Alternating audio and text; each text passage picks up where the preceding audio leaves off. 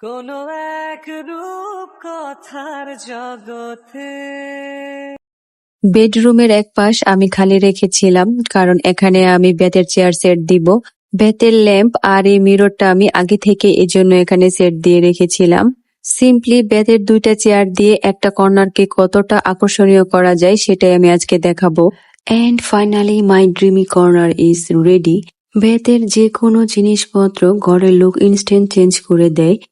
বেতের heart shape এই ফ্রেমটা আমার আগেই ছিল, আজকে আমি এই কর্নারটাতে অ্যাড করে নিয়েছি। কিছু একটা মিসিং মনে হচ্ছে, তাই না? আর সেটা হচ্ছে আমার সিগনেচার ডেকোর ইনডোর প্ল্যান্ট। আমি ফার্স্টে ইনডোর প্ল্যান্ট দিয়ে ডেকোর করিনি, শুধু ডিফারেন্সটা বোঝানোর জন্য। কিছু ইনডোর প্ল্যান্ট অ্যাড করার পর একটা কর্নার কতটা গর্জিয়াস হতে পারে সেটাই আজকে দেখাবো। 5 মিনিটেই মনে হচ্ছে ঘরের লুক চেঞ্জ হয়ে গিয়েছে, আর এত স্নিগ্ধ লাগছিল এই গাছপালাগুলোর কারণে। অ্যান্ড আই হোপ আমি একটু হলেও আপনাদেরকে ডিফারেন্সটা বুঝাতে পেরেছি, ইনডোর প্ল্যান্ট ঘরের সৌন্দর্য কতটা বাড়িয়ে দেয়। এবার চলো ল্যাম্পের উষ্ণ আলোতে বিভিন্ন অ্যাঙ্গেল থেকে আমি আমার এই ডেকোর দেখি। কোনো এক রূপ কথার জগতে তুমি তো এসেছো আমারই হতে। কোনো এক রূপ কথার জগতে